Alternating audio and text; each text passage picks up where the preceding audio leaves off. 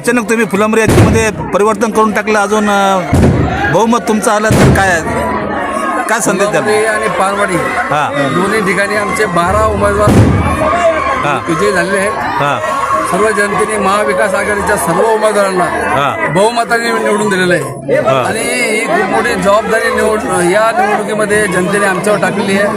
जनतेने जो विश्वास आमच्यावर टाकला महाविकास आघाडीवर, हा विश्वास आम्ही सार्थ करून पूर्ण 5 वर्षात सगळ्या लोकांचे जे राहिलेले कामं आहे, जे झालेले कामं आतापर्यंत नाही आहेत, ते सगळे कामं आम्ही करणार. जे आम्ही शब्द दिले आहे शब्द पाळून सगळ्या जनतेचे कामं करून जनतेचे या ठिकाणी मी आभार व्यक्त करतो.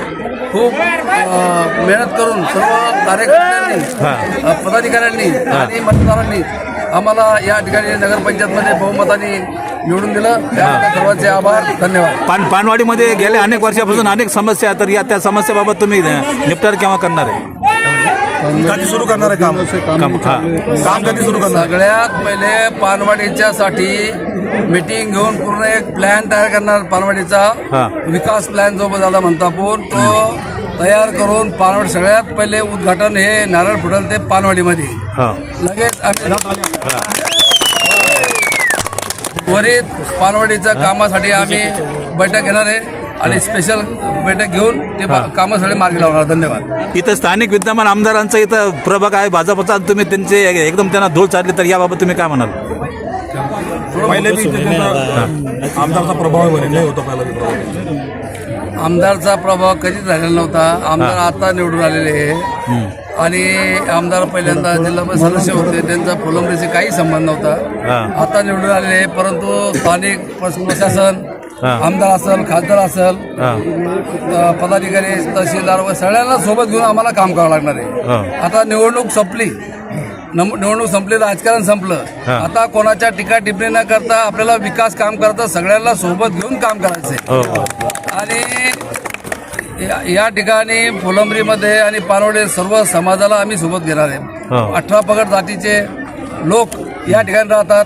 अनेक लोक या ठिकाणी आपल्या सोबत आहे, सगळ्यांच्या आघाडी सोबत आहे. तर सर्व लोकांचं काम करणं आपलं कर्तव्य आहे आणि म्हणून सर्व लोकांना सोबत घेऊन काम करणार. भाऊ, इथल्या लोकांच्या हातात होतं कोणाला विजय करायचं, कोणाला पराजय करायचं. हे पानवाडी निर्णायक मतदान होतं. निर्णायक मतदान होतं, सर्वात महत्वाचं मतदान सत्तांतर करणार मतदान. पानवाडीला जो निर्णायक मतदान होतं हे पहिल्या दिवशीपासून धरलेलं होतं. कारण पानवाडीला मी पहिल्यांदा नाही पाहिलं, याच्या पहिले सुद्धा जिल्हा परिषद धनुष्यबाण होता, तेव्हा तिथे पानवाडीला 446 मतदान मला दिलं होतं. आणि पानवाडीवर माझा पूर्ण विश्वास आहे.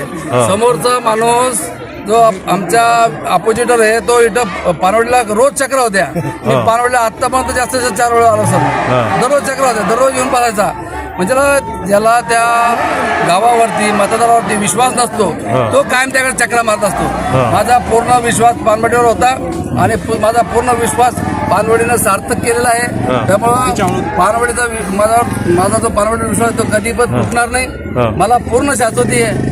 राहिलेले जे बाजूला राहिले 175-73 ते सुद्धा पूर्ण येतील एवढं मी नक्की सांगतो.